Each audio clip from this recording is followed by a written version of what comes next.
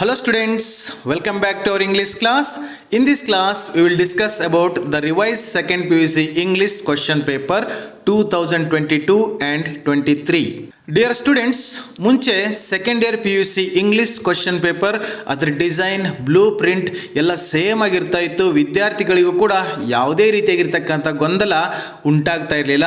ಆದರೆ ಈ ಕೊರೋನಾ ಬಂದಮೇಲೆ ಪ್ರತಿ ವರ್ಷ ಈ ಕ್ವಶನ್ ಪೇಪರ್ ಡಿಸೈನ್ ಇರ್ಬೋದು, ಸಿಲೆಬಸ್ ಇರ್ಬೋದು, ಬ್ಲೂ ಪ್ರಿಂಟ್ ಇರ್ಬೋದು ಎಲ್ಲ ಚೇಂಜ್ ಆಗ್ತಾನೆ ಹೋಯಿತು. ಫಸ್ಟ್ ಕೊರೋನಾ ಬಂದಾಗ ಕೆಲವೊಂದು ಪಾಠಗಳನ್ನ ಡಿಲೀಟ್ ಮಾಡಿದ್ರು, ಅದರಿಂದನೇ ಕ್ವಶನ್ ಪೇಪರ್ ಮಾಡಿದ್ರು. ಇನ್ನು ಸೆಕೆಂಡ್ ಇಯರ್ಗೆ ಬಂದಾಗ ಎಕ್ಸಾಮ್ನೇ ಕ್ಯಾನ್ಸಲ್ ಮಾಡಾಕ್ಬಿಟ್ರು. ಆಮೇಲೆ ಮೂರನೇ ವರ್ಷಕ್ಕೆ ಬಂದಾಗ ಕೆಲವೊಂದು ಲೆಸನ್ ಪೋಯಮ್ಗಳನ್ನ ಡಿಲೀಟ್ ಮಾಡೋದ್ರ ಜೊತೆಗೆ ಈ ಆಪ್ಷನ್ಸ್ಗಳನ್ನ ಕ್ವಶನ್ಸ್ಗಳಿಗೆ ಎಕ್ಸ್ಟ್ರಾ ಕ್ವಶನ್ಸ್ಗಳನ್ನ ಕೊಟ್ಟರು. ಹಾಗಾಗಿ ಈ ವರ್ಷ ಯಾವ ರೀತಿಯಾಗಿ ಕ್ವಶನ್ ಪೇಪರ್ ಬರ್ತದೆ, ಯಾವ್ಯಾವ ಸಿಲೆಬಸ್ ಇರ್ತದೆ, ಆ ಪ್ಯಾಟರ್ನ್ ಹೇಗಿರ್ತದೆ, ಡಿಸೈನ್ ಹೆಂಗಿರ್ತದೆ, ಬ್ಲೂ ಪ್ರಿಂಟ್ ಹೇಗಿರ್ತದೆ ಅನ್ನತಕ್ಕಂಥ ಆತಂಕ, ಕುತೂಹಲ, ಕ್ಯೂರಿಯಾಸಿಟಿ ತಮ್ಮಲ್ಲೆಲ್ಲ ಇದೆ ಅಂತ ಅನ್ಕೋತೀನಿ. ತಮಗಿದ್ದಂಗೆ ನಮಗೂ ಕೂಡ ಇದ್ರ ಬಗ್ಗೆ ಒಂದು ಕ್ಯೂರಿಯಾಸಿಟಿ ಇದ್ದೇ ಇರ್ತದೆ. ಯಾಕೆಂದರೆ ಆ್ಯನ್ಯುವಲ್ ಎಕ್ಸಾಮಿನೇಷನ್ ಅನ್ನೋದು ವಿದ್ಯಾರ್ಥಿಗಳ ಜೀವನದಲ್ಲಿ ಬಹುಮುಖ್ಯವಾಗಿರ್ತಕ್ಕಂಥ ಒಂದು ಹಂತ ಆಗಿರ್ತದೆ. ಸೊ ಹಾಗಾಗಿ ವಿದ್ಯಾರ್ಥಿಗಳನ್ನ ಹೇಗೆ ಪ್ರಿಪೇರ್ ಮಾಡಬೇಕು ಅನ್ನೋದು ಕೂಡ ನಮಗೂ ಕೂಡ ಟೆನ್ಷನ್ ಆಗಿರ್ತದೆ. ಆದರೆ ಇದೆಲ್ಲದಕ್ಕೂ ಆನ್ಸರ್ ಆಗಿಬಿಟ್ಟು ಇವಾಗ ಡಿಪಾರ್ಟ್ಮೆಂಟ್ನವರು ತಮ್ಮ ವೆಬ್ಸೈಟ್ನಲ್ಲಿ ಈ 2022 ಮತ್ತು 23ನೇ ಸಾಲಿನ ಕ್ವಶನ್ ಪೇಪರ್ ಹೇಗಿರ್ತದೆ, ಅದರಲ್ಲಿ ಏನೇನು ಬದಲಾವಣೆ ಆಗಿದೆ ಅನ್ನೋದ್ರ ಜೊತೆಗೆ ಬ್ಲೂ ಪ್ರಿಂಟ್ ಮತ್ತು ಮಾಡೆಲ್ ಕ್ವಶನ್ ಪೇಪರ್ನು ಕೂಡ ಬಿಟ್ಟಿದ್ದಾರೆ. ತಾವೆಲ್ಲ ಕೂಡ ಅದನ್ನು ಅಬ್ಸರ್ವ್ ಮಾಡಿರ್ಬೋದು, ತಮಗೆಲ್ಲರಿಗೂ ಕೂಡ ಅದು ಅರ್ಥ ಆಗಿರುತ್ತೆ. ಆದರೂ ಕೂಡ ಕೆಲವೊಂದು ವಿದ್ಯಾರ್ಥಿಗಳಿಗೆ ಇದಕ್ಕೆ ಸಂಬಂಧಪಟ್ಟಂಗೆ ಕೆಲವೊಂದು ಅನುಮಾನಗಳಿರ್ತವೆ, ಡೌಟ್ಸ್ ಇರ್ತವೆ, ಕೆಲವೊಂದು ಅರ್ಥ ಆಗ್ತಾ ಇಲ್ಲ. ಸೊ ಅದ್ರ ಬಗ್ಗೆ ಇವತ್ತಿನ ಕ್ಲಾಸ್ನಲ್ಲಿ ಸ್ವಲ್ಪ ನಾವು ಡಿಸ್ಕಷನ್ ಮಾಡ್ತಾ ಹೋಗೋಣ. ತಮ್ಮ second year PUC English text book ಏನಿದೆ ಸ್ಪ್ರಿಂಗ್ಸ್ ಅಂತ, ಅಂದರೆ ಈ ಪಾಠ ಮತ್ತು ಪೋಯಮ್ಗಳಿರ್ತಕ್ಕಂಥ ಪುಸ್ತಕ ಏನಿದೆ ಅದ್ರ ಕೊನೆಯ ಭಾಗದಲ್ಲಿ 2 ಬ್ಲೂ ಪ್ರಿಂಟ್ ಮತ್ತು 2 ಮಾಡೆಲ್ ಕ್ವಶನ್ ಪೇಪರ್ಗಳನ್ನ ಕೊಟ್ಟಿದ್ದಾರೆ. ಮುಂಚೆ ಕ್ವಶನ್ ಪೇಪರ್ ಪ್ಯಾಟರ್ನ್ ಅದೇ ರೀತಿಯಾಗಿರ್ತಾ ಇತ್ತು. ಆದರೆ ಈ ವರ್ಷ ಅಂದರೆ 2022 ಮತ್ತು 23ನೇ ಸಾಲಿನಲ್ಲಿ ಈ ಕ್ವಶನ್ ಪೇಪರ್ ಪ್ಯಾಟರ್ನ್ ಮತ್ತು ಡಿಸೈನಲ್ಲಿ ಸ್ವಲ್ಪ ಬದಲಾವಣೆ ಮಾಡಿದ್ದಾರೆ. ಅದರಲ್ಲಿ ಏನು ಬದಲಾವಣೆ ಆಗಿದೆ ಅನ್ನೋದನ್ನು ಇಲ್ಲಿ ನೋಡ್ತಾ ಹೋಗೋಣ. The revised question paper has retained the pattern of question employed in the previous question papers without any changes except 1 marks questions from 1 to 12 of section 1. ಇಲ್ಲಿ ಮುಖ್ಯವಾಗಿ ಏನು ಹೇಳ್ತಾ ಇದ್ದಾರೆ ಅಂದರೆ, ಫಸ್ಟ್ ಮೇನಲ್ಲಿ ಬರ್ತಕ್ಕಂಥ 12 ಪ್ರಶ್ನೆಗಳು ಏನಿರ್ತಾ ಇದ್ದು ಮುಂಚಿನ ಹಳೆ ಕ್ವಶನ್ ಪೇಪರಲ್ಲಿ, ಅಲ್ಲಿ ಶಾರ್ಟ್ ಆನ್ಸರ್ಸ್ಗಳನ್ನ ತಾವು ಬರಿಬೇಕಾಗಿತ್ತು. ಅಲ್ಲಿ ಕ್ವಶನನ್ನು ಕೇಳ್ತಾ ಇದ್ರು, answer the following questions in a word, a phrase or a sentence ಅಂತ ಕೇಳ್ತಾ ಇದ್ರು. ಅಲ್ಲಿ ತಾವು ಶಾರ್ಟ್ ಆನ್ಸರ್ಸ್ಗಳನ್ನ ಬರಿಬೇಕಾಗಿತ್ತು. ಆದರೆ ಇದನ್ನು ಈ ರಿವೈಸ್ಡ್ ಕ್ವಶನ್ ಪೇಪರ್, ಈ ವರ್ಷದ ಕ್ವಶನ್ ಪೇಪರ್ಲಿ ಸ್ವಲ್ಪ ಬದಲಾವಣೆ ಮಾಡಿದ್ದಾರೆ. ಏನು ಬದಲಾವಣೆ ಮಾಡಿದ್ದಾರೆ ನೋಡಿ. These 12 questions are converted into MCQs in the interest of the students. ವಿದ್ಯಾರ್ಥಿಗಳಿಗೆ ಸ್ವಲ್ಪ ಈಸಿ ಆಗಲಿ ಅಂತ ಹೇಳಿ ಈ 12 ಕ್ವಶನ್ಸ್ಗಳನ್ನ ಮಲ್ಟಿಪಲ್ ಚಾಯ್ಸ್ ಕ್ವಶನ್ಸ್ಗಳನ್ನಾಗಿ ಚೇಂಜ್ ಮಾಡಿದ್ದಾರೆ. ಅಂದರೆ ಬಹು ಆಯ್ಕೆಯ ಪ್ರಶ್ನೆಗಳು ಅಂತ ಏನು ಕರೀತಾರ ಆ ಥರ ಮಾಡಿದ್ದಾರೆ. ಇಲ್ಲಿ ನೀವು ಬರೀತಕ್ಕಂಥದ್ದು ಏನೂ ಇಲ್ಲ, ಅವರೇ ಒಂದೊಂದು ಕ್ವಶನ್ಗೆ 4 ಆಪ್ಷನ್ಸ್ಗಳನ್ನ ಕೊಟ್ಟಿರ್ತಾರೆ. ಅಲ್ಲಿ ಸರಿಯಾಗಿರ್ತಕ್ಕಂಥ ಆಪ್ಷನನ್ನು ತಾವು ಗುರುತಿಸ್ಬಿಟ್ಟು ಬರೆದು ಬಿಟ್ಟರೆ ಸಾಕು, ತಮಗೆ ಈಸಿಯಾಗಿ ಮಾರ್ಕ್ಸ್ ಬರುತ್ತೆ. ಇದೆಲ್ಲ ಯಾಕೆ ಮಾಡಿದ್ದು ಅಂದರೆ ವಿದ್ಯಾರ್ಥಿಗಳಿಗೆ ಸ್ವಲ್ಪ ಈಸಿ ಆಗಲಿ ಅಂತ. ಹಾಗಾದರೆ ಮುಂಚೆ ಈಸಿ ಮಾಡಬಾರ್ದಾಗಿ ಇವಾಗ ಯಾಕೆ ಮಾಡ್ತಾ ಇದ್ದಾರೆ ಅಂತ ತಮಗನಿಸ್ಬೋದು. ನಾವು ಸುಮಾರು ವಿದ್ಯಾರ್ಥಿಗಳನ್ನ ನೋಡಿದ್ದೀವಿ, ಈ ಕನ್ನಡ ಮೀಡಿಯಮಿಂದ ಬಂದವರು ಇರ್ಬೋದು ಅಥವಾ ಆರ್ಟ್ಸ್ ಕಾಮರ್ಸಲ್ಲಿ ಇರೋರು ಇರ್ಬೋದು. ಕೆಲವರಿಗೆ ಇಂಗ್ಲೀಷ್ ಸಬ್ಜೆಕ್ಟ್ ಕಷ್ಟ ಆಗ್ತಾ ಇರ್ತದೆ, ಅವ್ರಿಗೆ ಎಲ್ಲ ಪೇಪರಲ್ಲಿ ತುಂಬ ಚೆನ್ನಾಗಿ ಮಾರ್ಕ್ಸ್ ಬಂದಿರುತ್ತೆ, ಆದರೆ ಇಂಗ್ಲೀಷ್ನಲ್ಲಿ ಫೇಲ್ ಆಗಿಬಿಟ್ಟಿರ್ತಾರೆ. ಇಂಥ ಉದಾಹರಣೆಗಳನ್ನ ಸುಮಾರಾಗಿ ನೋಡಿದ್ದೀವಿ. ಹಾಗಾದರೆ ಇಂಗ್ಲೀಷ್ ಸಲುವಾಗಿ ಅವರ ಜೀವನ, ಅವರ ಭವಿಷ್ಯ ಕಷ್ಟಕ್ಕೆ ಸಿಲ್ಕಾಕೋಬಾರ್ದು ಅಂತ ಹೇಳ್ಬಿಟ್ಟು ಸ್ವಲ್ಪ ಅವರಿಗೆ ಪಾಸ್ ಆಗೋದಕ್ಕೆ ಈಸಿ ಮಾಡಿಕೊಡೋದಕ್ಕೋಸ್ಕರವಾಗಿ ಇಲ್ಲೇನು ಮಾಡಿದ್ದಾರೆ, ಈ ಫಸ್ಟ್ ಮೇನಲ್ಲಿ ಇರ್ತಕ್ಕಂಥ 1 to 12 ಪ್ರಶ್ನೆಗಳಿದ್ವು, ಅದನ್ನ ಮಲ್ಟಿಪಲ್ ಚಾಯ್ಸ್ ಕ್ವಶನ್ ಆಗಿ ಕೊಟ್ಟಿದ್ದಾರೆ. The MCQs carry 1 mark each and are based on the course book. ಈ 12 ಪ್ರಶ್ನೆಗಳಿಗೆ ಎಲ್ಲದಕ್ಕೂ ಕೂಡ ಒಂದೊಂದು ಮಾರ್ಕ್ಸ್ ಇರ್ತದೆ.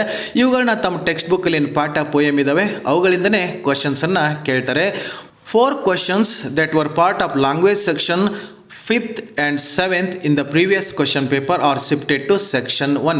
ಹಿಂದಿನ ಕ್ವಶನ್ ಪೇಪರಲ್ಲಿ ಈ 5th ಮೇನ್ ಮತ್ತು 7th ಮೇನಲ್ಲಿ ಇರ್ತಕ್ಕಂಥ ಕೆಲವೊಂದು ಗ್ರಾಮರ್ಗೆ ಸಂಬಂಧಪಟ್ಟಿರ್ತಕ್ಕಂಥ ಕ್ವಶನ್ಸ್ಗಳನ್ನು ಕೂಡ ಇವಾಗ ಫಸ್ಟ್ ಮೇನಲ್ಲಿನೇ ಹಾಕಿದ್ದಾರೆ. But there are no changes either in their pattern or in the marks allotted to them. ಆದರೆ ಆ ಕ್ವಶನ್ಸ್ ಪ್ಯಾಟರ್ನಲ್ಲಿ ಏನೂ ಚೇಂಜ್ ಇಲ್ಲ, ಹಾಗೆ ಮಾರ್ಕ್ಸಲ್ಲಿ ಕೂಡ ಏನೂ ಚೇಂಜ್ ಇಲ್ಲ. ಹಳೆ ಕ್ವಶನ್ ಪೇಪರ್ಲಿ ಹೇಗೆ ಕ್ವಶನ್ ಬರ್ತಾ ಇತ್ತು, ಅದಕ್ಕೆ ಎಷ್ಟು ಮಾರ್ಕ್ಸ್ ಇರ್ತಾ ಇತ್ತು ಅಷ್ಟೇ ಇಲ್ಲಿ ಕೂಡ ಇರ್ತದೆ. In the revised question paper section 1 has 16 questions.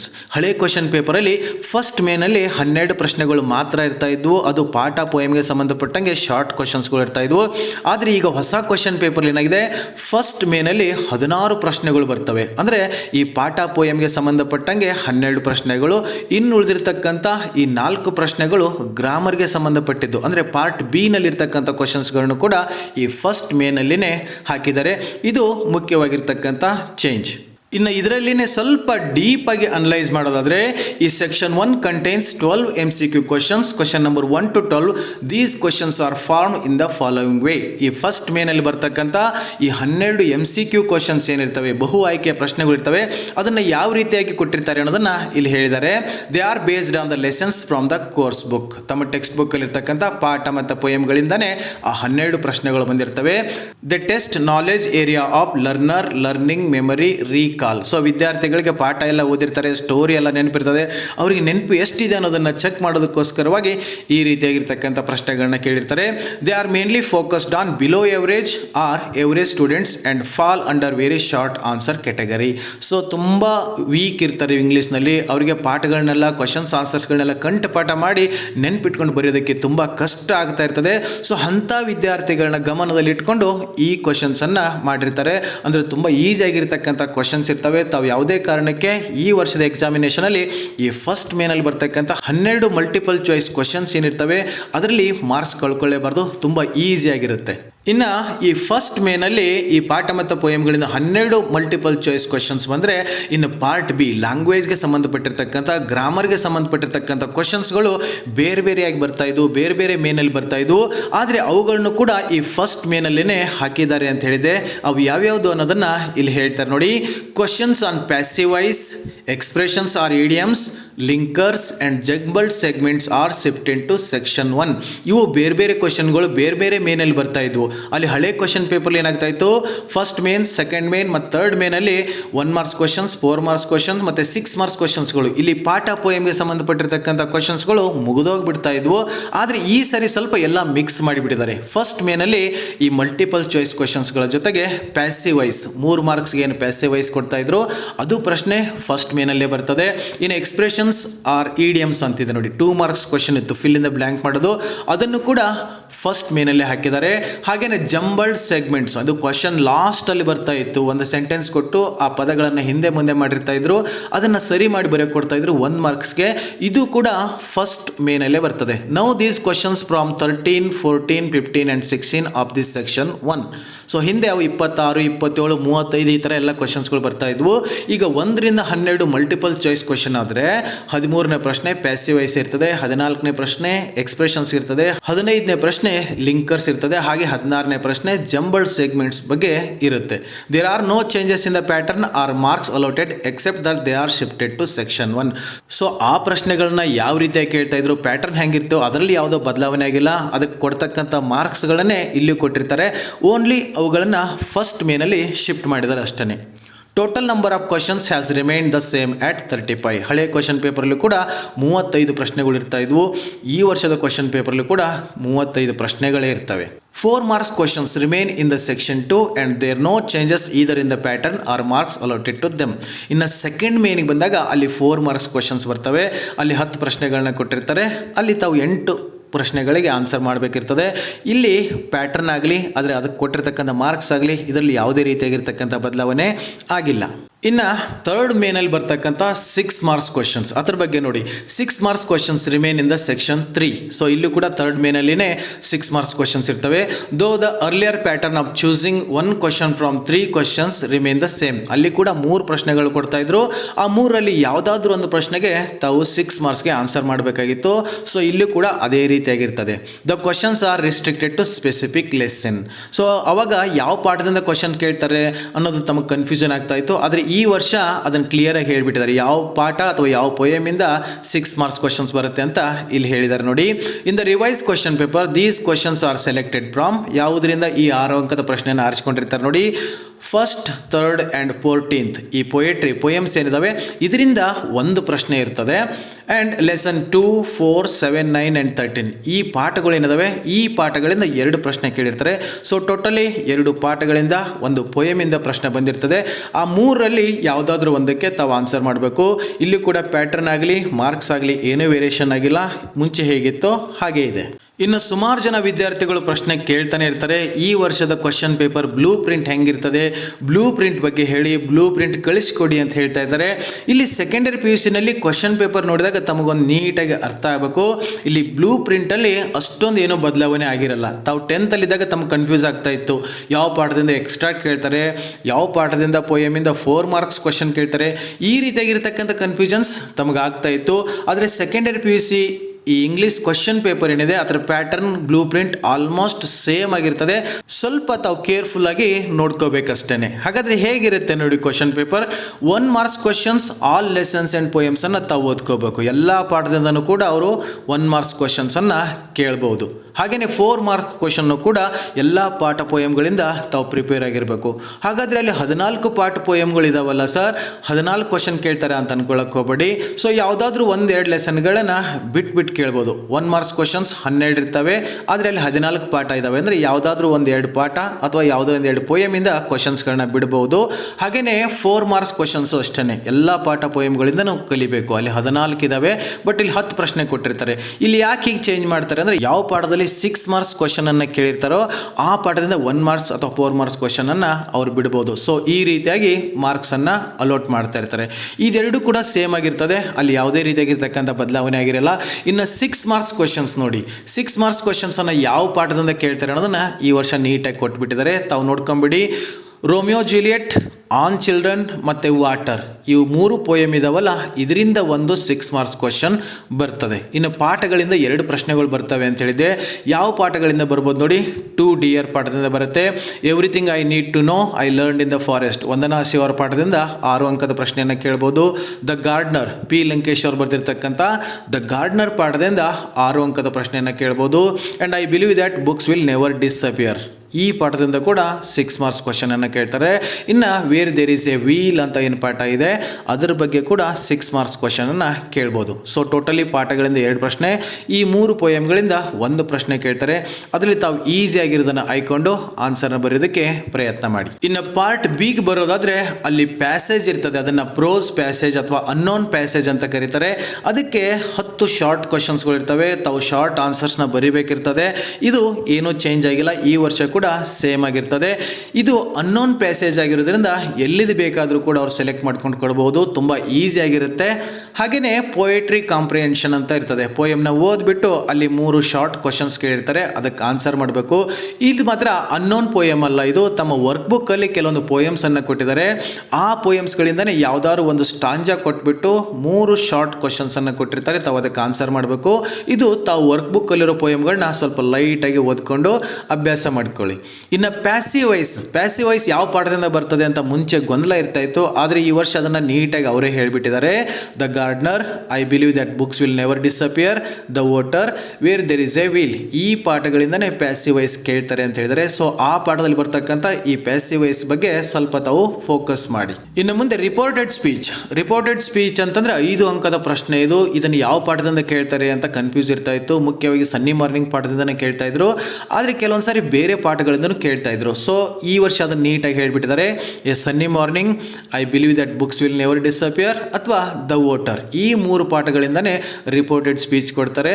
ಅಲ್ಲಿ 5 ಡೈಲಾಗ್ಸ್ ಇರ್ತವೆ, 5 ಸೆಂಟೆನ್ಸ್ ಇರ್ತವೆ. ತಾವು 5ಅನ್ನು ರಿಪೋರ್ಟ್ ಮಾಡಿಬಿಟ್ರೆ ಸಾಕು, ಈಸಿಯಾಗಿ 5 ಮಾರ್ಕ್ಸನ್ನು ತಾವು ತಗೋಬಹುದು. ಇದಾದಮೇಲೆ ಡೈಲಾಗ್ ರೈಟಿಂಗ್ ಇರ್ತದೆ. ತಾವು ಫಸ್ಟ್ ಇಯರ್ PUCನಲ್ಲಿ ಕೂಡ ಪ್ರಾಕ್ಟೀಸ್ ಮಾಡಿದಿರಾ. ಈ ಸೆಕೆಂಡರಿ PUCಲ್ಲೂ ಕೂಡ ಈ ಡೈಲಾಗ್ ರೈಟಿಂಗ್ಗೆ 4 ಮಾರ್ಕ್ಸ್ ಇರ್ತದೆ. ಆದರೆ ಡೈಲಾಗ್ ರೈಟಿಂಗ್ ಅಂದರೆ ಎಲ್ಲ ಅವರೇ ಕೊಟ್ಟಿರ್ತಾರೆ. ಜಸ್ಟ್ ಅಲ್ಲಿ ಡೈಲಾಗ್ ಮುಂದೆ ಡ್ಯಾಶ್ ಇರ್ತದೆ, ಮುಂದೆ ಬ್ರ್ಯಾಕೆಟಲ್ಲಿ ಅದಕ್ಕೆ ಕ್ಲೂನು ಕೊಟ್ಟಿರ್ತಾರೆ, ಲ್ಯಾಂಗ್ವೇಜ್ ಫಂಕ್ಷನ್ಸನ್ನು ಕೊಟ್ಟಿರ್ತಾರೆ. ಅಲ್ಲಿ ತಾವು ಸೆಂಟೆನ್ಸನ್ನು ಫಿಲ್ ಮಾಡಿಬಿಟ್ಟು ಈಸಿಯಾಗಿ 4 ಮಾರ್ಕ್ಸನ್ನು ತಗೋಬೋದು. ಇನ್ನು ಎಕ್ಸ್ಪ್ರೆಷನ್ಸ್ಗೆ ಸಂಬಂಧಪಟ್ಟಂಗೆ ಯಾವ ಪಾಠದಿಂದ ಬರ್ತದೆ ಅಂತ ತಮಗೆ ಡೌಟ್ ಇರ್ತಾ ಇತ್ತು, ಇಲ್ಲಿ ಅವರೇ ಪಾಠ ಕೊಟ್ಬಿಟ್ಟಿದ್ದಾರೆ. Everything I need to know I learned in the forest, Vandana Shiva ಅವರ ಪಾಠದಿಂದ ಬರ್ಬೋದು. ಎ ಸನ್ನಿ ಮಾರ್ನಿಂಗ್ ಪಾಠದಿಂದ ಬರ್ಬೋದು. ಗಾರ್ಡ್ನರ್ ಅಥವಾ ವಾಟರ್, ಈ ಪಾಠದಿಂದ ಎಕ್ಸ್ಪ್ರೆಷನ್ಗೆ ಸಂಬಂಧಪಟ್ಟಂಗೆ ಕ್ವಶನ್ ಬರುತ್ತೆ. ಇನ್ನು ಲಿಂಕರ್ಗೆ ಸಂಬಂಧಪಟ್ಟಂಗೆ ನೋಡಿ ಅಲ್ಲಿ ಹೇಗಿದೆ, ಯಾವ ಪಾಠ ಅಂತ ಅವರೇ ಹೇಳಿಬಿಟ್ಟಿದ್ದಾರೆ. Everything I need to know, the gardener, I believe that books will never disappear, where there is a wheel. ಎಲ್ಲದಕ್ಕೂ ಕೂಡ ಇದೇ ಪಾಠಗಳನ್ನ ಮೆನ್ಷನ್ ಮಾಡ್ತಾ ಇರೋದ್ರಿಂದ ಈ ಪಾಠದಲ್ಲಿ ಬರ್ತಕ್ಕಂಥ ಪಾರ್ಟ್ ಬಿಗೆ ಸಂಬಂಧಪಟ್ಟಿರ್ತಕ್ಕಂಥ ಕ್ವಶನ್ಸ್ಗಳನ್ನ ತಾವು ಸ್ವಲ್ಪ ಅಭ್ಯಾಸ ಮಾಡ್ಕೊಳ್ಳಿ. ಇದಾದ್ಮೇಲೆ ನೋಟ್ ಮೇಕಿಂಗ್ ಅಂದರೆ ಫ್ಲೋ ಚಾರ್ಟ್ ಅಂತ ಏನು ಕರಿತೀವಿ, ಅದು ಟೆಕ್ಸ್ಟ್ ಬುಕ್ ಅಲ್ಲಿ ಇರೋದು ಬರಲ್ಲ. ಯಾವುದೋ ಚಿಕ್ಕದೊಂದು ಪ್ಯಾರಾಗ್ರಾಫ್ ಕೊಟ್ಬಿಟ್ಟು ಅಲ್ಲಿ 8 ಬಾಕ್ಸ್ ಇರ್ತವೆ, ತಾವು ಫಿಲ್ ಮಾಡಿಬಿಟ್ರೆ ಈಸಿಯಾಗಿ 4 ಅಂಕಗಳನ್ನ ಪಡ್ಕೋಬಹುದು. ಇನ್ನು ಲೆಟರ್ ರೈಟಿಂಗ್ ಪ್ರತಿ ವರ್ಷ ಬರೋದು, ಜಾಬ್ ಅಪ್ಲಿಕೇಶನ್ ಒಂದೇ, ತಾವು ನೀಟಾಗಿ ಇದನ್ನು ಅಭ್ಯಾಸ ಮಾಡ್ಕೊಳ್ಳಿ, ಈಸಿಯಾಗಿ 5 ಮಾರ್ಕ್ಸನ್ನು ತಗೋಬಹುದು. ಇನ್ನು ಸ್ಪೀಚ್ ರೈಟಿಂಗ್, ಯಾವುದಾದ್ರೂ ಒಂದು ಟಾಪಿಕನ್ನು ಕೊಟ್ಟು ಅದ್ರ ಬಗ್ಗೆ ಭಾಷಣ ಮಾಡಿ ಅಂತ ಹೇಳ್ಬೋದು, ಅಥವಾ ಯಾವುದಾದ್ರೂ ಒಬ್ಬ ವ್ಯಕ್ತಿಯ ಡೀಟೇಲ್ಸನ್ನು ಕೊಟ್ಬಿಟ್ಟು ಅವ್ರದ್ದು ಪರಿಚಯ ಭಾಷಣ ಮಾಡಿ ಅಂತ ಕೊಡ್ಬೋದು, ತುಂಬ ಈಸಿಯಾಗಿರ್ತದೆ. ಇನ್ನು ರಿಪೋರ್ಟ್ ರೈಟಿಂಗ್ ಅಂತಂದ್ರೆ ಒಂದು ಗ್ರಾಫ್ನ ಕೊಟ್ಬಿಟ್ಟು ಅದನ್ನು ಅನಲೈಸ್ ಮಾಡಬೇಕಾಗಿತ್ತು, ಅದು ಈ ಸ್ಪೀಚ್ ರೈಟಿಂಗ್ಗೆ ಒಂದು ಆಪ್ಷನ್ ಆಗಿರ್ತದೆ. ಇವೆರಡರಲ್ಲಿ ಯಾವ್ದು ಈಸಿಯಾಗಿರುತ್ತೆ ತಾವು ಆನ್ಸರ್ ಮಾಡಿ. ಇನ್ನು ನೆಕ್ಸ್ಟು ಪ್ರೊನೌನ್ಗೆ ಸಂಬಂಧಪಟ್ಟಂಗೆ, ಇದು ಈ ವರ್ಷದ ಕ್ವಶನ್ ಪೇಪರಲ್ಲಿ ಕ್ವಶನ್ ನಂಬರ್ 35 ಲಾಸ್ಟ್ ಆಗಿ ಬರ್ತದೆ. ಇದ್ರ ಬಗ್ಗೆ ಸ್ವಲ್ಪ ಗಮನ ಕೊಡಿ. ಇದು ಯಾವುದೋ ಒಂದು ಪ್ಯಾರಾಗ್ರಾಫ್ನ ಕೊಟ್ಟು ಪ್ರೊನೌನ್ಗಳನ್ನ ಕೇಳಲ್ಲ, ತಮಗೇನು ಅನ್ನೋನ್ ಪ್ಯಾಸೇಜ್ ಕೊಟ್ಟಿರ್ತಾರೆ, ಈ 10 ಪ್ರಶ್ನೆಗಳಿಗೆ ಆನ್ಸರ್ ಮಾಡೋಕ್ಕಿರ್ತದೆ, ಆ ಪ್ಯಾಸೇಜಿಂದನೇ ಚಿಕ್ಕದೊಂದು ಪ್ಯಾರಾಗ್ರಾಫ್ ಒಂದು 3-4 ಲೈನನ್ನು ತಗೊಂಡು ಅದರಲ್ಲಿರ್ತಕ್ಕಂಥ ಪ್ರೊನೌನ್ಗಳಿಗೆ ಅಂಡರ್ಲೈನ್ ಮಾಡಿರ್ತಾರೆ. ಆ ಅಂಡರ್ಲೈನ್ ಮಾಡಿರ್ತಕ್ಕಂಥ ಪ್ರೊನೌನ್ಗಳು ಯಾರನ್ನು ಸೂಚಿಸ್ತವೆ ಅಂತ ತಾವು ಬರಿಬೇಕಷ್ಟೇ. ತುಂಬ ಈಸಿಯಾಗಿರ್ತಕ್ಕಂಥ ಪ್ರಶ್ನೆ, ಈಸಿಯಾಗಿ 4 ಮಾರ್ಕ್ಸ್ ಬರುತ್ತೆ. ಇನ್ನು ಜಂಬಲ್ಡ್ ಸೆಗ್ಮೆಂಟ್ಸ್, ಇದು ಯಾವುದೋ ಒಂದು ಸೆಂಟೆನ್ಸಾಗಿ ಕೊಟ್ಟಿರ್ತಾರೆ, ಅದನ್ನು ತಾವು ಸರಿ ಮಾಡಿ ಬರೆದು ಬಿಟ್ಟರೆ ಸಾಕು, 1 ಮಾರ್ಕ್ಸ್ ಬಂದೇ ಬರುತ್ತದೆ. ಇವೆಲ್ಲ ಪ್ರತಿ ವರ್ಷ ಬರ್ತಕ್ಕಂಥ ಪ್ರಶ್ನೆಗಳೇ, ಈ ವರ್ಷನೂ ಕೂಡ ಇವೆಲ್ಲ ಹಾಗೆ ಇರ್ತವೆ, ಏನೂ ಬದಲಾವಣೆ ಆಗಿಲ್ಲ. ಇನ್ನು ಹಳೆ ಪ್ಯಾಟರ್ನಲ್ಲಿ ಇರ್ತಕ್ಕಂಥ ಕ್ವಶನ್ ಪೇಪರ್ ಮತ್ತು ರಿವೈಸ್ಡ್ ಕ್ವಶನ್ ಪೇಪರ್ ಪ್ಯಾಟರ್ನ್ ಏನಿದೆ, ಅವೆರಡನ್ನು ನಾವು ಅಕ್ಕಪಕ್ಕ ಇಟ್ಕೊಂಡು ನೋಡಿದಾಗ ಏನು ವ್ಯತ್ಯಾಸ ಕಾಣುತ್ತೆ ಅನ್ನೋದನ್ನ ಇವಾಗ ಸ್ವಲ್ಪ ಕಂಪೇರ್ ಮಾಡ್ಕೊಂಡು ಹೋಗೋಣ. ಇಲ್ಲಿ 1 ಮಾರ್ಕ್ಸ್ ಕ್ವಶನ್ಸ್ 1 to 12 ಇರ್ತಾ ಇದ್ವು ಹಳೆ ಪ್ಯಾಟರ್ನಲ್ಲಿ, ಅವೆಲ್ಲ ಶಾರ್ಟ್ ಆನ್ಸರ್ ಆಗಿರ್ತಾ ಇದ್ವು. ಆದರೆ ನ್ಯೂ ಪ್ಯಾಟರ್ನಲ್ಲಿ 1 to 12 MCQ ಕ್ವಶನ್ಸ್ ಇರ್ತವೆ, ಬಹು ಆಯ್ಕೆ ಪ್ರಶ್ನೆಗಳಿರ್ತವೆ. ಇದೇ ಮುಖ್ಯವಾಗಿರ್ತಕ್ಕಂಥ ಬದಲಾವಣೆ. ಇಲ್ಲಿ 12 ಅಂಕಗಳಿರ್ತವೆ, ಸೊ ಅದರಲ್ಲಿ ಏನು ವ್ಯತ್ಯಾಸ ಇಲ್ಲ. ಇನ್ನು next passive voice question number 26 ಆಗಿ ಬರ್ತಾ ಇತ್ತು, ಇವಾಗ ಅದು ಕ್ವಶನ್ ನಂಬರ್ 13 ಆಗಿ ಬರ್ತದೆ. ಇಲ್ಲಿ ರೆಡ್ಡಿಂಗ್ ಕಲ್ಲಿ ಏನು ತೋರಿಸ್ತಾ ಇದ್ದೀನಲ್ಲ, ಇವೆಲ್ಲ ಫಸ್ಟ್ ಮೇನಲ್ಲಿ ಬರ್ತಕ್ಕಂಥವು. ಸೊ ನೆಕ್ಸ್ಟ್ ಎಕ್ಸ್ಪ್ರೆಷನ್ಗೆ ಸಂಬಂಧಪಟ್ಟಂಥ ಕ್ವಶನ್ 29 ಆಗಿ ಬರ್ತಾ ಇತ್ತು, ಬಟ್ ಈ ವರ್ಷ ಅದು ಕ್ವಶನ್ ನಂಬರ್ 14 ಆಗಿ ಬರ್ತಾ ಇದೆ. ಇನ್ನು ಲಿಂಕರ್ಸ್ಗೆ ಸಂಬಂಧಪಟ್ಟಿರ್ತಕ್ಕಂಥ ಕ್ವಶನ್ ಹಳೆ ಕ್ವಶನ್ ಪೇಪರ್ಲಿ ಕ್ವಶನ್ ನಂಬರ್ 30 ಆಗಿರ್ತಾ ಇತ್ತು, ಆದರೆ ಈ ಮಾಡರ್ನ್ ಕ್ವಶನ್ ಪೇಪರ್ಲಿ ಕ್ವಶನ್ ನಂಬರ್ 15 ಆಗಿ ಬರ್ತಾ ಇದೆ. ಇನ್ನು ಜಂಬಲ್ಡ್ ಸೆಗ್ಮೆಂಟ್ಸ್, ಅದು ಲಾಸ್ಟ್ ಕ್ವಶನ್ ಆಗ್ತಾ ಇತ್ತು ಹಳೆ ಕ್ವಶನ್ ಪೇಪರ್ಲಿ, ಬಟ್ ಈ ವರ್ಷ ಅದು ಕ್ವಶನ್ ನಂಬರ್ 16 ಆಗಿ ಬರ್ತಾ ಇದೆ. ಈ ಎಲ್ಲ ಕ್ವಶನ್ಸ್ಗಳು ಫಸ್ಟ್ ಮೇನಲ್ಲೇ ಬರ್ತವೆ. ಇನ್ನು ಸೆಕೆಂಡ್ ಮೇನಲ್ಲಿ ಬರ್ತಕ್ಕಂಥ 4 ಮಾರ್ಕ್ಸ್ ಕ್ವಶನ್ ನೋಡಿ, ಹಳೆ ಕ್ವಶನ್ ಪೇಪರ್ಲಿ ಕ್ವಶನ್ ನಂಬರ್ 13 to 22 ಇರ್ತಾ ಇದ್ವು, ಆದರೆ ಹೊಸ ಪ್ಯಾಟರ್ನಲ್ಲಿ ಕ್ವಶನ್ ನಂಬರ್ 17 ಇಂದ 26 ವರೆಗೆ ಈ 4 ಮಾರ್ಕ್ಸ್ ಕ್ವಶನ್ಸ್ ಇರ್ತವೆ. ಅಂದರೆ 10 ಪ್ರಶ್ನೆಗಳನ್ನ ಕೊಟ್ಟಿರ್ತಾರೆ, ಅದರಲ್ಲಿ ತಾವು ಯಾವುದಾದ್ರೂ 8 ಬರೀಬೇಕು, ಒಂದೊಂದಕ್ಕೆ 4 ಮಾರ್ಕ್ಸ್, ಸೊ 32 ಮಾರ್ಕ್ಸ್ ತಮಗೆ ಸಿಗುತ್ತೆ. ಇನ್ನು 6 ಮಾರ್ಕ್ಸ್ ಕ್ವಶನ್ಸ್, ಇದು ಥರ್ಡ್ ಮೇನಲ್ಲಿ ಬರ್ತಾ ಇತ್ತು, ಆದರೆ ಕ್ವಶನ್ ನಂಬರ್ 23 ಆಗಿರ್ತಾ ಇತ್ತು, ಆದರೆ ಈ ವರ್ಷ ಅದು ಕ್ವಶನ್ ನಂಬರ್ 27 ಆಗಿ ಬರ್ತಾ ಇದೆ. ಇನ್ನು ಪ್ಯಾಸೇಜ್ ರೀಡಿಂಗ್ ಇದೆಯಲ್ಲ, ಅದು ಹಳೆ ಕ್ವಶನ್ ಪೇಪರ್ಲಿ ಕ್ವಶನ್ ನಂಬರ್ 24 ಆಗಿರ್ತಾ ಇತ್ತು, ಆದರೆ ಈ ವರ್ಷ ಅದು ಕ್ವಶನ್ ನಂಬರ್ 28 ಆಗ್ತಾ ಇದೆ. ಸೊ ಈ ಕ್ವಶನ್ ನಂಬರ್ ಬದಲಾವಣೆ ಆಗಿದೆ ಅಷ್ಟೇ. ಇನ್ನು ಪೊಯೆಟ್ರಿ ರೀಡಿಂಗ್ ಹಳೆ ಕ್ವಶನ್ ಪೇಪರ್ಲಿ ಕ್ವಶನ್ ನಂಬರ್ 25 ಆಗಿದ್ರೆ, ಈ ವರ್ಷ ಅದು ಕ್ವಶನ್ ನಂಬರ್ 29 ಆಗಿದೆ. ಇನ್ನು ರಿಪೋರ್ಟೆಡ್ ಸ್ಪೀಚ್ ಹಳೆ ಕ್ವಶನ್ ಪೇಪರಲ್ಲಿ ಕ್ವಶನ್ ನಂಬರ್ 27 ಇತ್ತು, ಆದರೆ ಈ ವರ್ಷ ಅದು ಕ್ವಶನ್ ನಂಬರ್ 30 ಆಗಿದೆ. ಡೈಲಾಗ್ ರೈಟಿಂಗು ಅಷ್ಟೇ, ಕ್ವಶನ್ ನಂಬರ್ 28 ಇದ್ದಿದ್ದು 31 ಆಗಿದೆ. ನೋಟ್ ಮೇಕಿಂಗ್ ಏನು ಫ್ಲೋ ಚಾರ್ಟ್ ಅಂತ ಕರಿತೀವಿ, ಅದು ಮುಂಚೆ 31 ಇತ್ತು, ಇವಾಗ ಕ್ವಶನ್ ನಂಬರ್ 32 ಆಗಿದೆ.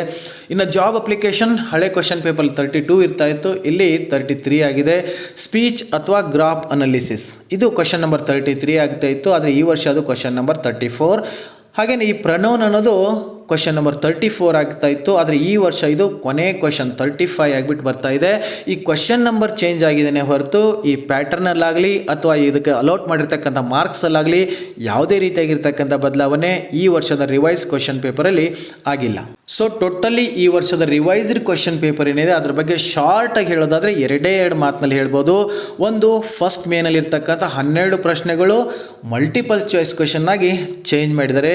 ಇನ್ನು ಬೇರೆ ಪ್ರಶ್ನೆಗಳು ಕ್ವಶನ್ ನಂಬರ್ ಚೇಂಜ್ ಆಗಿದೆ ಹೊರತು ಅದರ ಪ್ಯಾಟರ್ನ್ ಮತ್ತು ಮಾರ್ಕ್ಸಲ್ಲಿ ಯಾವುದೇ ರೀತಿಯಾಗಿರ್ತಕ್ಕಂಥ ಬದಲಾವಣೆ ಆಗಿಲ್ಲ, ಮುಂಚೆ ಇರೋ ಥರನೇ ಇದೆ, ಆದರೆ ಕ್ವಶನ್ ನಂಬರ್ ಮಾತ್ರ ಚೇಂಜ್ ಆಗಿದೆ. ಇನ್ನೊಂದು ಮುಖ್ಯವಾಗಿರ್ತಕ್ಕಂಥ ವಿಷಯವನ್ನು ತಾವು ಗಮನದಲ್ಲಿ ಇಟ್ಕೋಬೇಕು. ಎಕ್ಸಾಮಿನೇಷನ್ಗೆ ಹೋದಾಗ ಸುಮಾರು ಜನ ವಿದ್ಯಾರ್ಥಿಗಳು ಕ್ವಶನ್ ಪೇಪರ್ ಪೇಪರ್ನ ಕೊಡ್ತಾರೆ. ಆ ಕ್ವಶನ್ ಪೇಪರ್ ಮೇಲ್ಗಡೆ ಇನ್ಸ್ಟ್ರಕ್ಷನ್ಸ್ ಅಂತ ಕೊಟ್ಟಿರ್ತಾರೆ. ಅದನ್ನು ಓದ್ಕೊಳ್ದೇನೆ ಸುಮ್ಮನೆ ತಮಗೆ ತಿಳಿದಂಗೆ ಆನ್ಸರ್ನ ಬರ್ಕೊಂಡು ಹೋಗ್ತಾ ಇರ್ತಾರೆ. ಅಲ್ಲಿ ಸುಮಾರು ಮಾರ್ಕ್ಸ್ಗಳನ್ನ ಕಳ್ಕೊಳ್ತಕ್ಕಂಥ ಚಾನ್ಸಸ್ ಇದೆ. ಆದರೆ ಈ ವರ್ಷದ ರಿವೈಸ್ಡ್ ಕ್ವಶನ್ ಪೇಪರ್ ಏನಿದೆ ಅದರಲ್ಲಿ ಕೊಟ್ಟಿರ್ತಕ್ಕಂಥ ಇನ್ಸ್ಟ್ರಕ್ಷನಲ್ಲಿ ಒಂದೆರಡು ಎಕ್ಸ್ಟ್ರಾ ಪಾಯಿಂಟ್ಗಳನ್ನ ಸೇರಿಸಿದ್ದಾರೆ.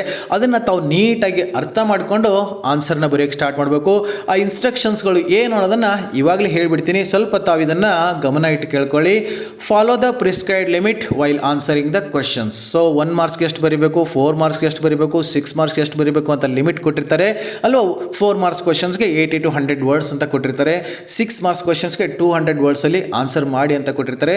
ಸೊ ಅಷ್ಟು ಅವರು ಪ್ರಿಸ್ಕ್ರೈಬ್ ಮಾಡಿರ್ತಕ್ಕಂಥ ಲಿಮಿಟಲ್ಲಿನೇ ಆನ್ಸರ್ ಬರೋದಕ್ಕೆ ಪ್ರಯತ್ನ ಮಾಡಿ. ಇದು ಹಳೆ ಕ್ವಶನ್ ಪೇಪರ್ಲಿ ಇರ್ತಾ ಇತ್ತು. Right the correct question number as it appears in the question paper. ಇದು ತುಂಬ ಮುಖ್ಯವಾಗಿರ್ತಕ್ಕಂಥ ಪಾಯಿಂಟ್. ಸುಮಾರು ಜನ ವಿದ್ಯಾರ್ಥಿಗಳು ಇದು ನೋಡೋದೇ ಇಲ್ಲ. ತಮಗೆ ತಿಳಿದಿದ್ದು ಕ್ವಶನ್ ನಂಬರ್ನ ಹಾಕೊಂಡು ಹೋಗ್ತಾ ಇರ್ತಾರೆ. ಕ್ವಶನ್ ಪೇಪರಲ್ಲಿ ಆ ಪ್ರಶ್ನೆ ಮುಂದೆ ಏನು ನಂಬರ್ ಇದೆ ಅದೇ ನಂಬರ್ನ ತಾವು ಅದಕ್ಕೆ ಆನ್ಸರಲ್ಲಿ ಬರೀಬೇಕು. ಈಗ ಸೆಕೆಂಡ್ ಮೇನ್ ಬಂತಂದರೆ ಮತ್ತೆ 1 2 3 ಅಂತ ಹಾಕೊಂಡು ಹೋಗ್ತಾರೆ. ಥರ್ಡ್ ಮೇನ್ ಬಂತ ಮತ್ತೆ 1 2 3 ಈ ಥರ ಎಲ್ಲ ಹಾಕೋಕೆ ಹೋಗಬೇಡಿ. ಅದು ಸೀರಿಯಲ್ ಪ್ರಕಾರ ಕ್ವಶನ್ಸ್ ಇರ್ತವೆ. ಅದೇ ರೀತಿಯಾಗಿ ತಾವು ಆನ್ಸರ್ ಸೀಟಲ್ಲಿ ಕೂಡ ಆ ಕ್ವಶನನ್ನು ಮೆನ್ಷನ್ ಮಾಡಬೇಕು. ಇವೆಲ್ಲ ಹಳೆ ಕ್ವಶನ್ ಪೇಪರ್ಲಿ ಇತ್ತು. ಇನ್ನು ನೆಕ್ಸ್ಟ್ ಪಾಯಿಂಟ್ ಏನಿದೆಯಲ್ಲ ಅದನ್ನು ಹೊಸದಾಗಿ ಸೇರಿಸಿದ್ದಾರೆ. ಸ್ವಲ್ಪ ಅದನ್ನು ಗಮನ ಇಟ್ಟು ಕೇಳ್ಕೊಳ್ಳಿ. All questions including multiple choice questions from section 1. ಈ ಸೆಕ್ಷನ್ 1ನಲ್ಲಿ ಏನು ಬರ್ತವೆ, ಮಲ್ಟಿಪಲ್ ಚಾಯ್ಸ್ ಕ್ವಶನ್ ಇರ್ಬೋದು, ಪಾರ್ಟ್ ಬಿಗೆ ಸಂಬಂಧಪಟ್ಟಿರ್ತಕ್ಕಂಥ ಪ್ರಶ್ನೆಗಳಿರ್ಬೋದು, should be answered in the first 3 pages only. So ಈ ಫಸ್ಟ್ ಮೇನಲ್ಲಿ ಬರ್ತಕ್ಕಂಥ ಈ ಎಲ್ಲ ಪ್ರಶ್ನೆಗಳನ್ನು ಫಸ್ಟ್ 3 pages ಏನಿರ್ತದೆ ನಿಮ್ಮ ಆನ್ಸರ್ ಬುಕ್ಲೆಟಲ್ಲಿ ಅಲ್ಲೇ ಆನ್ಸರ್ ಮಾಡಿ ಅಂತ ಹೇಳ್ತಾ ಇದ್ದಾರೆ. ಸೊ ಇದು ಈ ರಿವೈಸ್ಡ್ ಕ್ವಶನ್ ಪೇಪರ್ಲಿ ಮುಖ್ಯವಾಗಿರ್ತಕ್ಕಂಥ ಇನ್ಸ್ಟ್ರಕ್ಷನ್ಸ್ ಹೊಸದಾಗಿ ಸೇರಿಸಿದ್ದಾರೆ. ಈ ಫಸ್ಟ್ ಮೇನಲ್ಲಿ ಬರ್ತಕ್ಕಂಥ ಪ್ರಶ್ನೆಗಳನ್ನೇ ತಾವು ಫಸ್ಟ್ ಸಾಲ್ವ್ ಮಾಡಬೇಕು. ಅದು ಸೀಕ್ವೆನ್ಸಲ್ಲಿನೇ ಬರ್ಕೊಂಡು ಹೋಗ್ಬೇಕು. For multiple choice questions choose a correct answer and rewrite it. So multiple choice ಕ್ವಶನ್ಸ್ಗೆ ತಾವು ಪ್ರಶ್ನೆಗಳನ್ನೆಲ್ಲ ಬರಿತಾ ಕೂತ್ಕೋಬಾರ್ದು. ಆ 4 ಆಪ್ಷನ್ಸ್ಗಳಲ್ಲಿ ಯಾವುದು ಸರಿಯಾಗಿ ಉತ್ತರ ಇರ್ತದೆ ಅದನ್ನು ಮಾತ್ರ ಆ ಕ್ವಶನ್ ಮುಂದೆ ಬರೆದುಬಿಟ್ರೆ ಸಾಕು. Answer to question number 28 and 29 ಅಂದರೆ ಪ್ಯಾಸೇಜ್ ಮತ್ತು ಪೊಯಿಟ್ರಿ ರೀಡಿಂಗ್ ಏನಿದೆ should be in sequence and at 1 place. ಈ ಪ್ಯಾಸೇಜ್ಗೆ ಸಂಬಂಧಪಟ್ಟಿರ್ತಕ್ಕ 10 ಪ್ರಶ್ನೆಗಳು ಏನಿರ್ತವೆ ಅದು ಆರ್ಡರ್ ಆಗಿಯೇ ಇರಬೇಕು ಮತ್ತು ಒಂದೇ ಪ್ಲೇಸಲ್ಲಿ ಇರಬೇಕು. ಈ 10 ಪ್ರಶ್ನೆಗಳಿಗೆ ಯಾವುದೋ ಒಂದು ಪೇಜಲ್ಲಿ 5 ಬರೆಯೋದು, ಇನ್ನೊಂದು ಪೇಜಲ್ಲಿ ಒಂದು 2-3 ಬರೆಯೋದು, ಆ ಥರ ಎಲ್ಲ ಮಾಡೋಕ್ಕೆ ಹೋಗಬೇಡಿ. ಪ್ಯಾಸೇಜ್ ಮತ್ತು ಪೋಯಮ್ಗೆ 3 ಪ್ರಶ್ನೆ ಇರ್ತವೆ, ಅದು ಆರ್ಡರ್ ಆಗೇ ಬರೀಬೇಕು ಮತ್ತು ಒಂದೇ ಕಡೆ ಬರೀಬೇಕು ಅಂತ ಹೇಳ್ತಾರೆ. ತಾವು ಇದನ್ನು ನೀಟಾಗಿ ಫಾಲೋ ಮಾಡ್ಕೊಳ್ಳಿ. ಇಷ್ಟು ಈ ವರ್ಷ ಅಂದರೆ 2022 ಮತ್ತು 2023ನೇ ಸಾಲಿನಲ್ಲಿ ಏನು ರಿವೈಸ್ಡ್ ಕ್ವಶನ್ ಪೇಪರ್ನ ಬಿಟ್ಟಿದ್ದಾರೆ ಅದರ ಪ್ಯಾಟರ್ನಲ್ಲಿ ಆಗಿರ್ತಕ್ಕಂಥ ಚೇಂಜಸನ್ನು ನಾವು ನೋಡ್ಕೊಂಬಂದ್ವಿ. ಟೋಟಲಿ ಹೇಳೋದಾದರೆ ಏನೋ ಅಂಥ ಮುಖ್ಯವಾಗಿರ್ತಕ್ಕಂಥ ಬದಲಾವಣೆ ಏನಿಲ್ಲ. ಫಸ್ಟ್ ಮೇನಲ್ಲಿರ್ತಕ್ಕಂಥ ಕ್ವಶನ್ಸ್ಗಳನ್ನ ಮಲ್ಟಿಪಲ್ ಚಾಯ್ಸ್ ಕ್ವಶನ್ಸ್ ಆಗಿ ಮಾಡಿದ್ದಾರೆ. ಇನ್ನು ಕ್ವಶನ್ ನಂಬರಲ್ಲಿ ಸ್ವಲ್ಪ ಹಿಂದೆ ಮುಂದೆ ಆಗಿರೋದು ಬಿಟ್ಟರೆ ಇನ್ನು ಯಾವುದೇ ರೀತಿಯಾಗಿರ್ತಕ್ಕಂಥ ಬದಲಾವಣೆ ಆಗಿಲ್ಲ ಅಂತ ಹೇಳ್ಬೋದು. ತಮಗೆ ಇದ್ರ ಬಗ್ಗೆ ಇನ್ನೂ ಏನಾದರೂ ಡೀಟೇಲ್ಸ್ ಇನ್ಫಾರ್ಮೇಷನ್ ಬೇಕಾಗಿದ್ದರೆ ಈ ವಿಡಿಯೋ ಕೆಳಗೆ ಕೊಟ್ಟಿರ್ತಕ್ಕಂಥ ಡಿಸ್ಕ್ರಿಪ್ಷನ್ ಬಾಕ್ಸಲ್ಲಿ ಈ PU ಡಿಪಾರ್ಟ್ಮೆಂಟದ ವೆಬ್ಸೈಟ್ ಲಿಂಕನ್ನು ಕೊಡ್ತೀನಿ. ತಾವು ಅಲ್ಲಿ ಕ್ಲಿಕ್ ಮಾಡಿದರೆ ಇಂಗ್ಲೀಷ್ ಮಾತ್ರ ಅಲ್ಲ ತಮ್ಮ ಎಲ್ಲ ಸಬ್ಜೆಕ್ಟ್ಗೆ ಸಂಬಂಧಪಟ್ಟಿರ್ತಕ್ಕಂಥ ಈ ಮಾಡೆಲ್ ಕ್ವಶನ್ಸ್ ಪೇಪರ್ಗಳನ್ನ ತಾವು ಡೌನ್ಲೋಡ್ ಮಾಡ್ಕೋಬೋದು. ಅದ್ರ ಜೊತೆಗೆ ಫಸ್ಟ್ ಮೇನಲ್ಲಿ ಬರ್ತಕ್ಕಂಥ ಈ ಮಲ್ಟಿಪಲ್ ಚಾಯ್ಸ್ ಕ್ವಶನ್ಸ್ ಏನಿದಾವೆ ಅದಕ್ಕೆ ಹೇಗೆ ಆನ್ಸರ್ ಮಾಡಬೇಕು, ಆ ರೀತಿಯಾಗಿ ನಾವು ಪ್ರಿಪೇರ್ ಆಗಿಲ್ವಲ್ಲ ಅಂತ ತಮಗೆ ಭಯ ಇರ್ಬೋದು. ಯಾಕೆಂದರೆ ಇಲ್ಲಿವರೆಗೆ ಶಾರ್ಟ್ ಆನ್ಸರ್ಸ್ಗಳು ಇತ್ತು, ಅದನ್ನು ಕಂಠಪಾಠ ಮಾಡ್ಕೊಂಡು ಬರೆದು ಬಿಡ್ತಾ ಇದ್ವಿ. ಈಗ ಬಹು ಆಯ್ಕೆ ಪ್ರಶ್ನೆಗಳು ಇರ್ತವೆ, ಮಲ್ಟಿಪಲ್ ಚಾಯ್ಸ್ ಕ್ವಶನ್ಸ್ ಇರ್ತವೆ. ಅದಕ್ಕೆ ನಾವು ಹೇಗೆ ಪ್ರಾಕ್ಟೀಸ್ ಮಾಡಬೇಕು ಅಂತ ತಮಗೆ ಅನ್ನಿಸ್ತಾ ಇದ್ರೆ ಅದಕ್ಕೊಂದು ಸೊಲ್ಯೂಷನ್ ಹೇಳ್ಬಿಡ್ತೀನಿ. ಈ ವಿಡಿಯೋ ಕೆಳಗೆ ಕೊಟ್ಟಿರ್ತಕ್ಕಂಥ ಡಿಸ್ಕ್ರಿಪ್ಷನ್ ಬಾಕ್ಸಲ್ಲಿ ಈ ಸೆಕೆಂಡರಿ PUC ಒಂದು ಲಿಂಕ್ ಕೊಟ್ಟಿದ್ದೀನಿ. ಅಲ್ಲಿ ಕ್ಲಿಕ್ ಮಾಡಿದಾಗ ಆ ಪ್ಲೇ ಲಿಸ್ಟಲ್ಲಿ ಸೆಕೆಂಡರಿ PUC ಇಂಗ್ಲೀಷ್ ಕ್ವಿಜ್ 1 ಮತ್ತು ಕ್ವಿಜ್ 2 ಅಂತ ಇದ್ದಾವೆ. ಅಲ್ಲಿ ಈ ಎಲ್ಲ ಪಾಠ ಮತ್ತು ಪೋಯಮ್ಗಳಿಂದ ಕ್ವಶನ್ಸ್ಗಳಿಗೆ ಮಲ್ಟಿಪಲ್ ಚಾಯ್ಸ್ ಕ್ವಶನ್ಸ್ ಇರ್ತದೆ. ಸ್ವಲ್ಪ ತಾವು ಅದನ್ನು ಓಪನ್ ಮಾಡಿಕೊಂಡು ಆನ್ಸರ್ ಮಾಡೋದಕ್ಕೆ ಟ್ರೈ ಮಾಡಿ. ತುಂಬ ಈಸಿಯಾಗಿ ಸ್ಕೋರ್ ಮಾಡ್ತೀರಾ. ಎಷ್ಟು ಸಾಧ್ಯನೋ ಅಷ್ಟು ಸರಿ ಆನ್ಸರ್ ಮಾಡ್ಕೊಂಡು ಹೋಗಿ. ಕೊನೆಯಲ್ಲಿ ತಾವು ಸಬ್ಮಿಟ್ ಅಂತ ಕೊಟ್ಟ ತಕ್ಷಣ ಯಾವ ಆನ್ಸರ್ ತಪ್ಪಾಗಿದೆ, ಯಾವ ಆನ್ಸರ್ ಸರಿಯಾಗಿದೆ ಅನ್ನೋದೆಲ್ಲ ಬರುತ್ತೆ. ಆ ತಪ್ಪಾಗಿರ್ತಕ್ಕಂಥ ಆನ್ಸರ್ಗೆ ಸರಿಯಾಗಿರ್ತಕ್ಕಂಥ ಆನ್ಸರ್ ಯಾವುದು ಅನ್ನೋದು ಕೂಡ ತಮಗೆ ಕಂಡು ಬರುತ್ತೆ. ಇದನ್ನು ಸ್ವಲ್ಪ ಫ್ರೀ ಆಗಿದ್ದಾಗ ಪ್ರಾಕ್ಟೀಸ್ ಮಾಡ್ತಾ ಹೋಗಿ. ತಾವು ಈಸಿಯಾಗಿ ಈ MCQ ಕ್ವಶನ್ಸ್ಗಳನ್ನ ಫೇಸ್ ಮಾಡ್ತೀರಾ, ಈಸಿಯಾಗಿ ಸ್ಕೋರ್ ಮಾಡ್ತೀರಾ ಅಂತ ಹೇಳ್ತಾ ಇವತ್ತಿಗೆ ಇಲ್ಲಿ ಕ್ಲಾಸ್ನ ಮುಗಿಸೋಣ. ಇನ್ನು ನೆಕ್ಸ್ಟ್ ಕ್ಲಾಸಲ್ಲಿ ತಮ್ಮ ಎಕ್ಸಾಮಿನೇಷನ್ ಬಗ್ಗೆ ಮತ್ತೇನಾದ್ರು ಅಪ್ಡೇಟ್ಸ್ ಬಂದರೆ ಅದ್ರ ಜೊತೆ ಮತ್ತೆ ಭೇಟಿಯಾಗೋಣ. So till then take care.